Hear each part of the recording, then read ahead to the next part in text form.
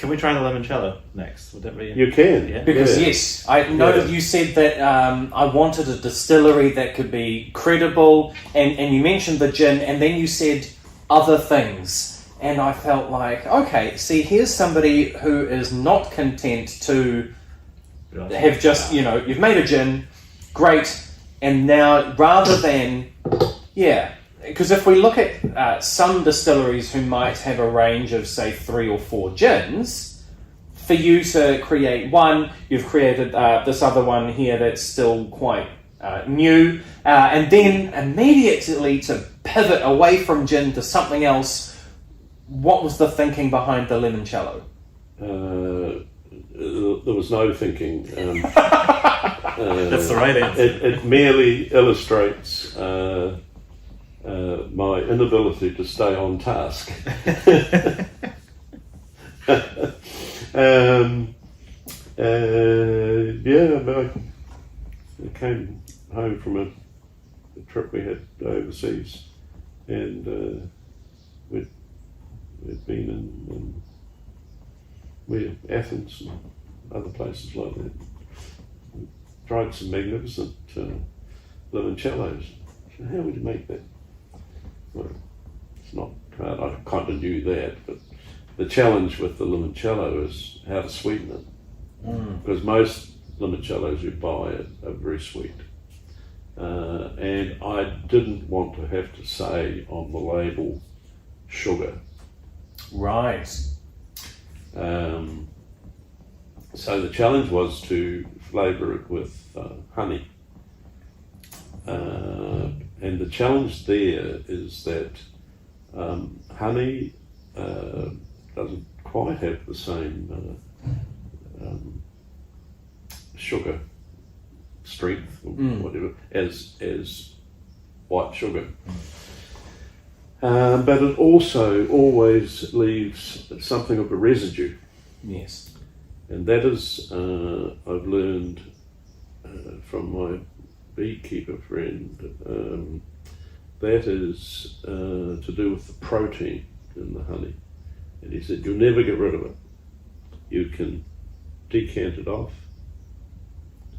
and just leave that sediment, but you'll still have a little bit of sediment.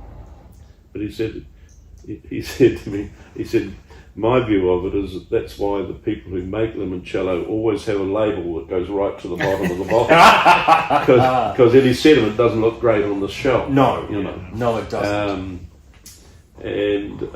So I got a whole lot of lemons and zested them and poured some 92% ABV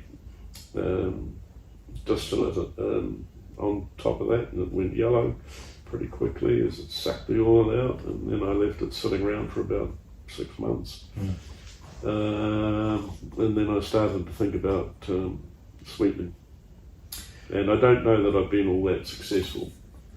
I had a very dangerous afternoon on the Amalfi Coast, and that was you would go into one shop, and of course it's a very popular touristy destination, lots of tourist shops, and you would go into one and the person there would be like, oh, well, we've got the best limoncello on the Amalfi Coast, and you'd have a wee taster of that. Oh, that's nice, thank you very much. Oh no, I'll keep going. You go to the next shop, oh, we've got the best limoncello. So you haven't gone very far, and you may well have had 5, 6 tasting glasses of limoncello. My memory of those is very lemony sweet, and guessing it must have been sugar. This is far more refined.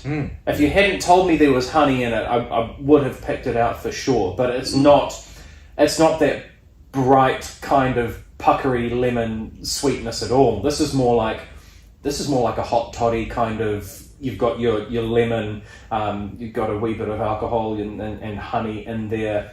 This is biting into a lemon almost. You get the whole peel and everything, and in there, like have you ever done it to just try and start a lemon to peel it or something? I've done it a few times. Why would you bite into a lemon? Yeah, well, I wanted to peel it, but that's sort of first bite you get into it to start it off. That's the kind of I'm getting that zest, but it's not terribly sweet, which I like. No, I think I see what you mean because it's got the oils, the lemon oils of the. Is that more of what? Yeah. Most of the limoncellos that I've tried always, I would say it's sort of halfway to a liqueur almost. And it's all about that sweetness and level of it. Because you read, not that there's a lot of information about the sweetening recipe, but most of what you read that is available is equal parts sugar and water.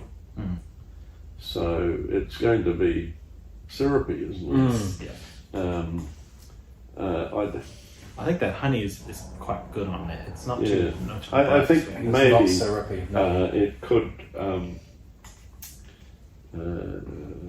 it could do with some more lemon, maybe, and a little more honey. I think I mean this is balanced for me. Yes. I like it as is, but because that lemon is right up front on the nose and. When this is why I was sort of keen to do this because my palate, to be honest, is terrible. Well, mine is too. And This my is why I nose, have him already. my nose isn't great either. So I'm constantly looking for people to taste these things and people that are not friends at this point, Sign me up, Peter. Sign me up. Let's go. We've only the three of us have only met this afternoon.